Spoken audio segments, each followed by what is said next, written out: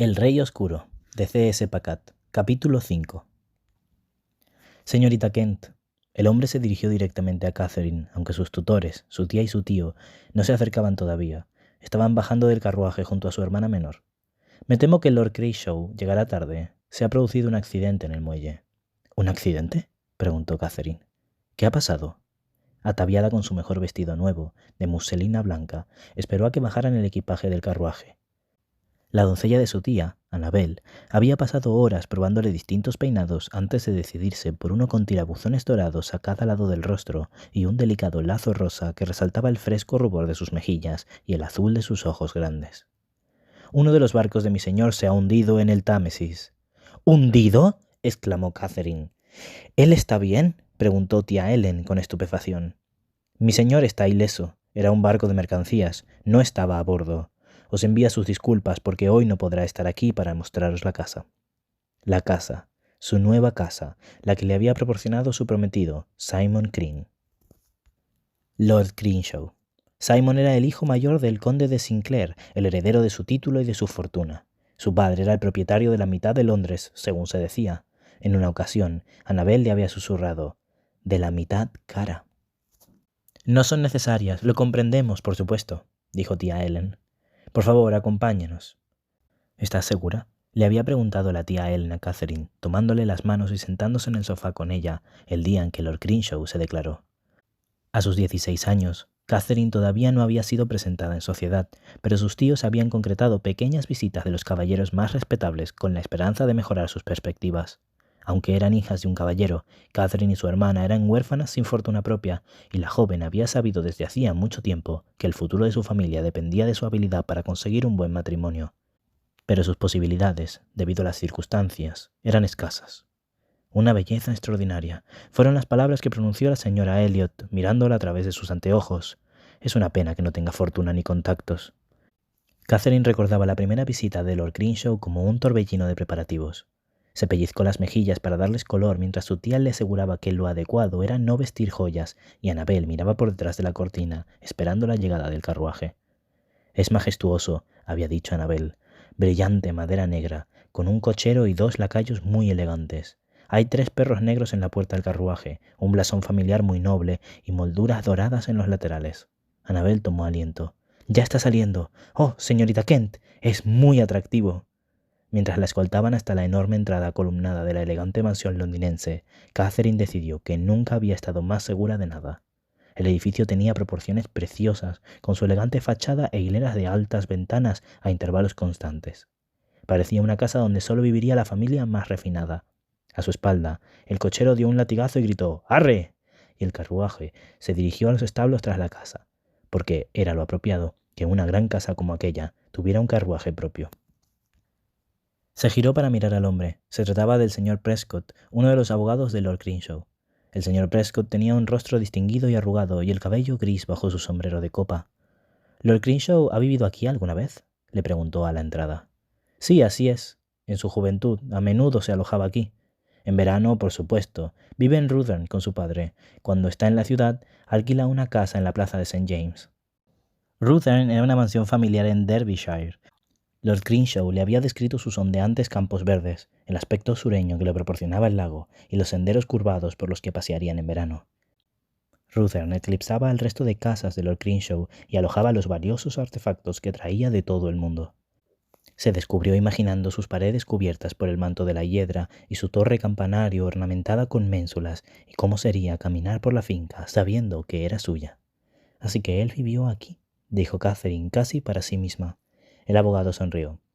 «La ha reformado para usted. Era demasiado masculina para alojar a una joven dama». Cuando entró en el amplio vestíbulo con sus suelos de mármol, a Catherine le encantó de inmediato. Desde allí podía ver el salón matinal, con su delicado friso y sus bonitas molduras, el lugar perfecto donde tomar un pequeño desayuno de chocolate caliente. La sala de dibujo, enfrente, tenía una hermosa chimenea clásica con laterales acanalados y un piano de Broadwood, seguramente pensado para que ella pudiera sentarse a tocar tras la cena. La escalera subía hasta la segunda planta, donde estaría su dormitorio, y ya sabía que sería encantador, con delicadas sedas enmarcando las ventanas y la cama. «Me gustaba nuestra antigua casa», dijo Elizabeth. «¡Elizabeth!», exclamó su tía. Catherine bajó la mirada. Elizabeth, de 10 años, era una niña pálida con el cabello pardo y liso y unas cejas muy gruesas y oscuras. «Vamos a ser muy felices aquí», le aseguró Catherine a su hermana menor, tocándole el cabello. Pensó un instante en su acogedor hogar de Hertfordshire, con sus muebles cómodos y su anticuado panelaje de madera, pero la casa de Lord Crenshaw la superaba en todos los sentidos. La noche de la proposición se quedó despierta en la cama hablando con Elizabeth del futuro que se había abierto para ella, para todos ellos.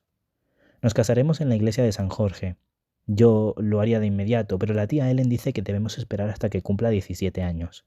Después de eso viviremos en Rutland, pero volveremos a Londres en Navidad.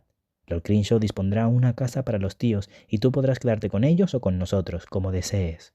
Aunque espero que nos elijas a nosotros, tendrás una institutriz, una que te guste, y él te otorgará una dote.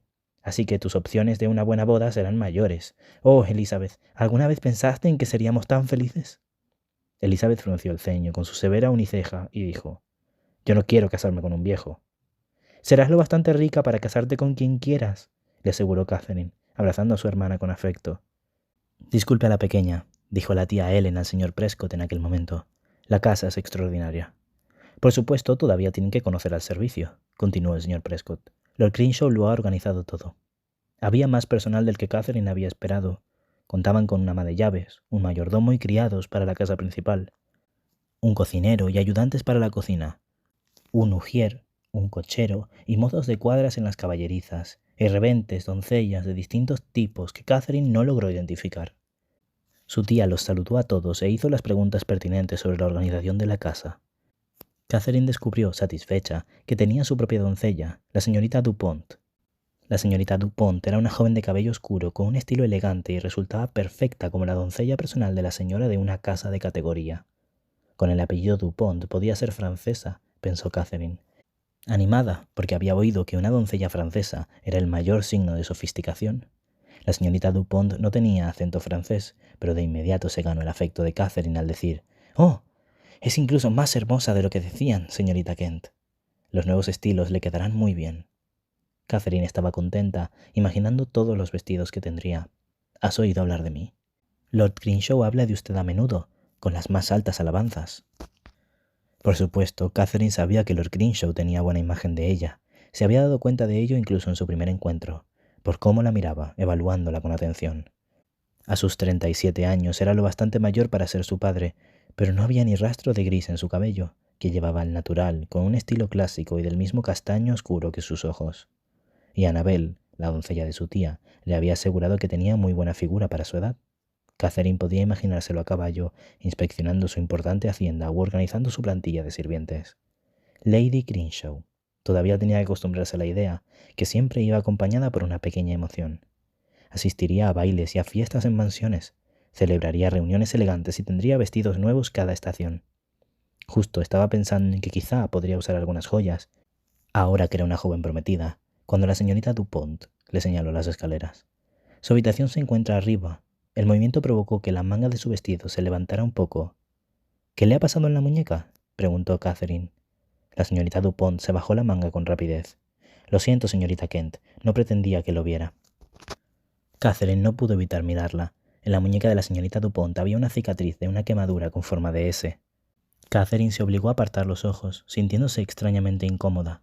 La señorita Dupont no podía evitar tener aquel defecto en la muñeca, y era extraño sentirse asqueada por ello. Pero no era la quemadura lo que le perturbaba, pensó. Era algo en aquella S. «¿Cómo se hundió el barco?», preguntó Elizabeth. El señor Prescott se giró hacia la joven voz y también sus tíos.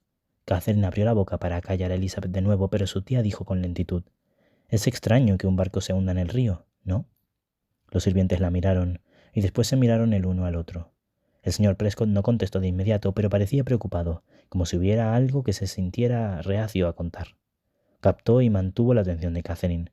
Ellos sabían algo, todos ellos sabían algo que ella desconocía. «¿Qué pasa?». «Se rumorea que fue provocado», dijo el señor Prescott después de un momento, como si aquello fuera una nimiedad, «o un ataque de uno de sus rivales. Lord Crenshaw ha ordenado a sus hombres que busquen a un muchacho que creen que es el responsable». «¿Un muchacho?», preguntó Catherine. «Sí, pero no te preocupes», replicó el señor Prescott.